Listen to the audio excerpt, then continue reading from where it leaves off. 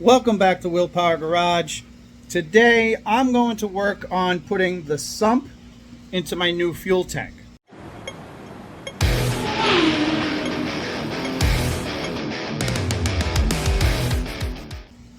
Yesterday I did all the mock-up on my rear axle. I want to do a dry fit into the car, make sure everything fits, and then contact Moser about my axles before I go and finish weld that thing. So I figured I'd take the opportunity, since I still have all the welding stuff out, I'm going to fit and weld my sump to my brand new gas tank. The gas tank I had in here already had a sump. At some point in this car's history, I put one of those Eastwood tank sealing kits in there where it coats the inside of the tank, and then ever since then, now a lot of fuels have ethanol, and it completely delaminated in the fuel tank. It was a big nightmare. It was constantly clogging up the output of the sump, and then would starve my fuel pump, which, you know, never mind the potential for fuel starvation in the engine when you're under boost, but it also would constantly kill fuel pumps. So I decided to buy a brand new aftermarket fuel tank. I got it from Summit. It's obviously aftermarket. It looks pretty well made. It does have a nice paint coating on it, so I'll have to grind it off in that area. Is what it is. I'm just going to center this thing on the tank. I'm going to cut so that I can get it to lay even on there, and then I'll cut my holes in the tank so I can get the fuel from the tank to the sump. I'm going to TIG weld this thing onto here. When I did my other tank, I only had a MIG welder at the time. I mean, I did it probably 15, maybe 20 years ago, and it was a nightmare. It leaked from just about every single hole there. Yeah, that's my game plan for today. I'm going to get this thing fit and weld it up, and if I have time, I'm going to try to get the axle in here just to make sure it fits right. With a basic tape measure and a Sharpie, I just use the notches here where the tank straps go, just to kind of center this thing so I know it's centered in the tank. I came close to where the radius starts, but not all the way over, so I don't have to worry about curving this to here. I do have to, however, notch this to get it to come to where the tank kind of comes up and then slopes down. I'm just going to use the death wheel, cut a little slit in here, and then just kind of tweak it over where I need it to fall into this. Once I have that, I'll be able to trace it out, grind the paint off where the sump's going to sit, and then I'm going to take a hole saw and I'm going to cut a series of holes, probably 6 holes, maybe 1.5 inches, 2 inches. I don't know. I'll determine it once I have that box shape determined. And then from there, it's really just a matter of welding all the way around. This is thin sheet metal. Even though I am using a TIG welder, I probably will do, you know, some stitch welds all the way around till I know it's fully welded on. It's not really complicated. I did not want to run a fuel cell in this car. In the end, this car is still a street car that I want to enjoy with my family. So I didn't want to have a fuel cell in the trunk of this car and then have to seal off the trunk, all kinds of stuff like that. I should have no problem with my fuel supply coming from a sump in here. I don't have to worry about fuel starvation.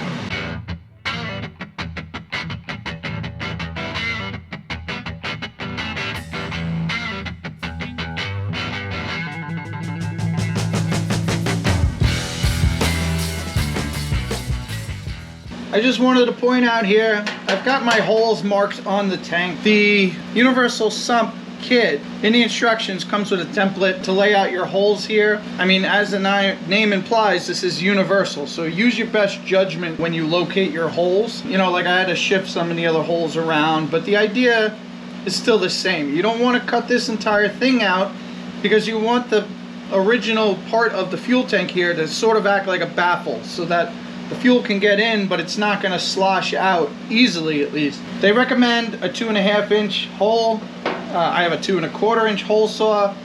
It's going to be fine. There's plenty of fuel is going to be able to get into the sump, especially under hard acceleration. I'm going to center punch all these. I'm going to drill my holes out with the hole saw, and then once that's done, I'm going to clean the paint off. So I'm going to grind this off so that I have a good surface to weld to. I'm right away going to deburr the holes to make sure I don't have any metal slivers or anything that can get stuck in the filter, or worst case scenario, make its way through the filter. Not sure how, but better to be safe than sorry.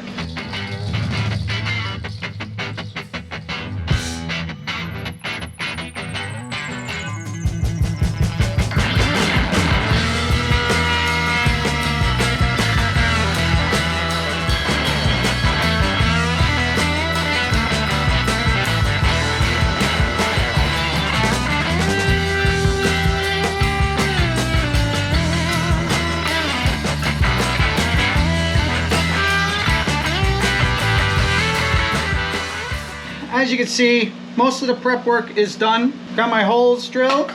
I deburred from the inside to make sure I have no loose metal that's going to come off here. I did hit the baffle that's in the tank, but that's not a big deal. I kind of just drilled through it and then cut off the little piece here. This little bit that's here, I'm not worried about. I did sand all the paint off and also cleaned the metal off, give it a nice new fresh edge. So what I'm going to do now is I'm going to use a little brake clean. You can use acetone, lacquer thinner, any kind of solvent cleaner, and I'm going to clean off this surface before I weld it. I don't want any kind of weird contaminants or anything getting in to my welds. So just give it a good wipe. Make sure there's no grease or oil on here. Obviously I'm doing this to a new fuel tank. You know, if you're using your existing fuel tank, you're going to have fuel in there. So you want to make sure that before you do any of this, you clean out your fuel tank with some soapy water so you don't have to worry about fumes when you start welding it, because it will inflate the fuel tank very quickly, and you'll be able to see it if you survive the explosion. Making sure I'm cleaning all the areas where I'm going to be welding to. So now that that's clean, I can locate this thing again where I want it. Knock, knock. Hello, sir. What are you doing, man? I am putting the sump on the new fuel tank since the other one is garbage. The sump, that's where the gas pump hooks in? Gas fuel pump? Yeah, so this... Would you make your own? I purchased the sump as a universal kit from Summit. So it's just basically this part here. And wait, are we on camera? We are on camera. Oh, hi, I'm Ken. I'm going with Will. I always come out here to give him a big hand in his work. Yeah, that's about the only hand I get, right? Yeah, he gets nothing. Right. So you're doing what? Tell me again. Okay, so I am installing the sump on here. So the reasoning is when you're accelerating on a drag strip, you don't want to starve the fuel pump from fuel. So you put a sump in. I did that once, taking my dirt bike up this big giant hill. Ran out of fuel? Ran out of fuel, rolled down the hill, bent my bike all up, dinged myself up a little bit. Yeah. You know, life is rough. You know what I did? What'd you do? What I did about it? Nothing. I got back on and said, that must have been a fluke. I tried it again. You know what happened? It happened again? Same thing. Right. That's the definition of an idiot. Right, right. I mean, or a scientist, you got to prove Yeah. that it wasn't a fluke. Yeah, you have to do statistics. You have to do it enough times to show that it's not a fluke. Show that you are an idiot. So we keep interrupting you. So does this go on the back side of the gas tank or the front side? Because when you accelerate, So and this all is on that the- this is the- volume of gas gets shoved back because you have launched your rocket. Launch the rocket, right. So this is... You need fuel in the back side because of inertia. Exactly. So it doesn't start the fuel pump, and we therefore don't starve the engine of fuel, and especially on the boost. You don't want a lean condition because it will melt pistons. If you melt the pistons, then we walk home. Well, no, then we decide if we go to the local junkyard, buy another engine. With what car? Your car is the one we have to drive around. Uber? Thank God for Uber, Will. Well, hopefully some of our fans here, we can put out a, hey, if you're in this area, can you bring us something? Well, for you folks online, I'm pretty excited about this. I'm going to navigate for Will when we're out doing the 200 or so miles in between the run. And Will, of course, is our driver, and I should say more like our pilot, because my understanding is this thing is going to have so much horsepower that it will launch like a jet across the salt flats. We're hoping so. We're hoping so. But it is what, June 20? What day is it? 24, 22, 22nd. 22. June 22nd. It's June 22nd. The race is in September 14th, and yeah, we still have a car that has no rear axle, an engine in a bag, Have you done a video of the car? a transmission in a bag, a fuel tank I'm welding. The car is really, if Will's really honest about it, it looks like a hunk of sheet metal with wires hanging out. And that's about it. Yeah, that's all we got going on right now. That's it. But we have a beautiful shiny fuel tank. Yeah, One that is not With full a of sump. delaminating paint to clog us up. Now the trick is I need to make this a beautiful fuel tank that's not going to leak. Yeah, what are you going to weld this up? I'm going to weld this up, yeah. Okay. What about these side cracks? Does Yep. it have a liner inside there? You have Nope. to weld that up. Nope, going to weld it. I had to make those to contour to the profile of the fuel tank. That's the amazing thing about Will. If you haven't seen that yet, the guy can fix anything, make anything, do anything. I just came through the garage door where he made his own door because he got tired of all the cold weather coming in. Yeah, I mean, everyone come in needs a one good day. pass-through. Yeah, aluminum framing, hinges, he rehinged everything. I'm like, what are you doing, Will? I always have to ask because I really don't ever know. No one knows. All right, well, weld it up, Will, because I need a reliable car. You're going to be on the track and break it. I just want to get from hotel to hotel and get a good night's sleep. Okay. That's my job. Just hotel to hotel. Yeah, right. 1,000 miles Well, we're going to do. you better start watching these videos too, so you know how to fix all these things that I'm building. Stuff starts to break. Wait, we had an agreement. I hold the flashlight, you do the work. Have you ever held a I have flashlight for your learned how dad to hold the before? flashlight. Yeah, I'm already Oh, highly so you skilled know at about this. how you get yelled at when you hold it incorrectly? Yeah, but I don't care. I'm your father-in-law. I'm in the wrong. It's the wrong way You yell at around. me all day long. I don't care. All right, I'm gonna let you get to work. All right. Now, bye, folks. You'll be seeing more of me, I hope. Hopefully in a car that isn't a pile of sheet metal with wires hanging in it. Yeah, hopefully we can get him to actually do some work around here. But he has his own obligations he needs to take care of, so we're trying to get as much done as we can. But if we get closer to the wire, it might be all hands on deck.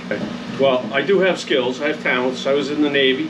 Spent 8 years in there as a machinist mate, which doesn't mean I did machining. You know that, right? Yeah, right. I ran a nuclear power plant. And let me tell you, if we hooked up the nuclear power plant I ran to this and generated the steam, Yeah. we would catapult this car like a jet engine off an aircraft carrier, like a jet off an aircraft carrier. That's what I did. You know, I made massive amounts of steam at high temperature. Perhaps Done. we should convert it to steam power. You would need a parachute to get to the other end. We might need a parachute anyway if everything works the way it should. Okay, I'm out. All right. Weld this thing up, Will. Let's get this. Yeah, let's get it ready to weld.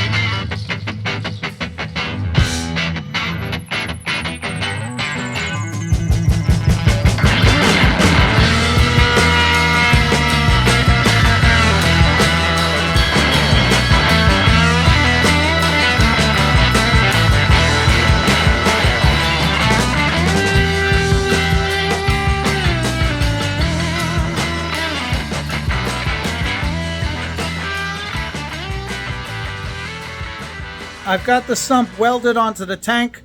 You know, it's tricky to weld thin sheet metal. I also had some issues where the baffle that's welded in between there must have been like some gas pockets or something, because when I welded, it burned through the first layer and it sort of exploded onto my torch tip, which is really frustrating because that means I need to then go and recut my tungsten to start all over again. Overall, I'm very pleased with the way it's turned out.